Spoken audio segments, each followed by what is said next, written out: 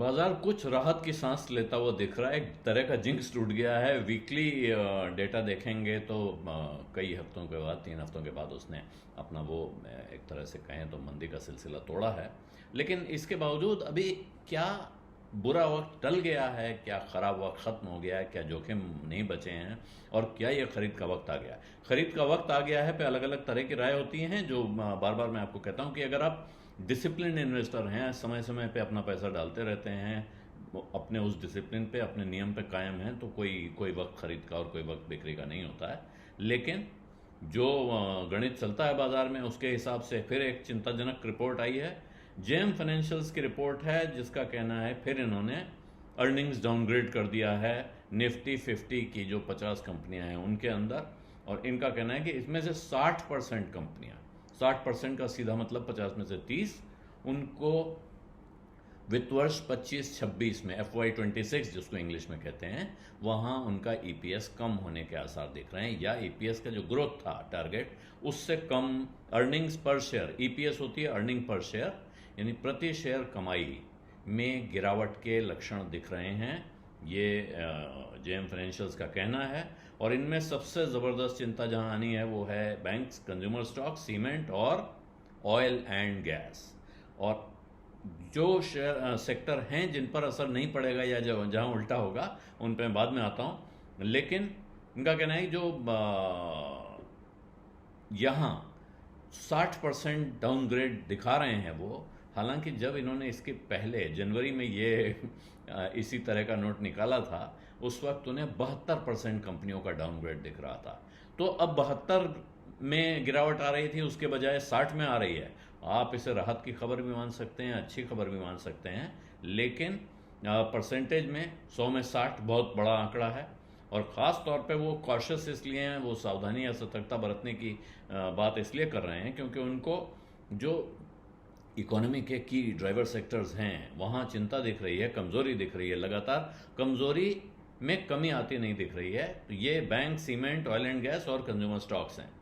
Nifty 50 पिछले 12 महीनों में, साल भर में करीब करीब जस का तस है, जहां था वहीं नीचे ऊपर हुआ है। लेकिन अब आप नेट रिजल्ट निकालेंगे तो कोई ख़ास फर्क नहीं है। दूसरी तरफ आप फाइनेंशियल ईयर 24-25 हो या फाइनेंशियल ईयर 25-26, इन दोनों के लिए जो ईपीएस का आंकड़ा है वो 5.8% तक कट किया गया है, जेएम फाइनेंशियल का कहना है।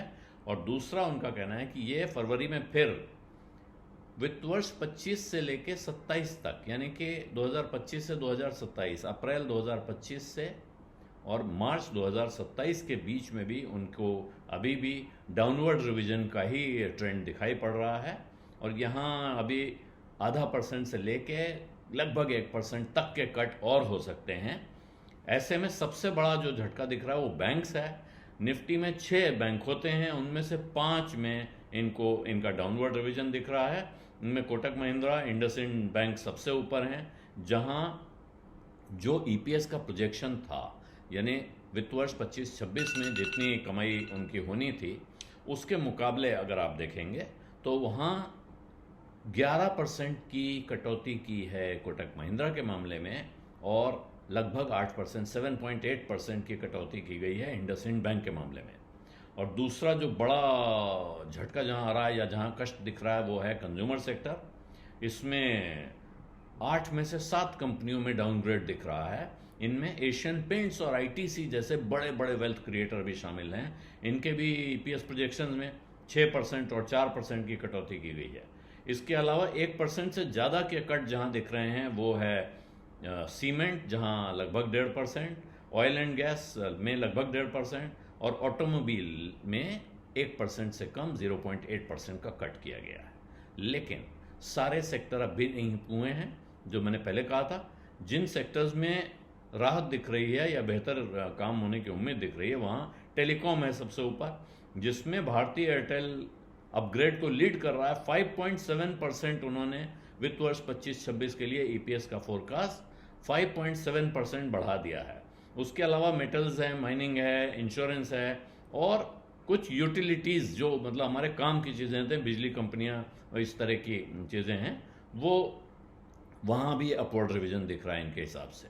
तो यहाँ अब बाजार में तरह तरह की कष्ट और चिंताएं जो हैं, अंतर्राष्ट्रीय आशंकाएं हैं।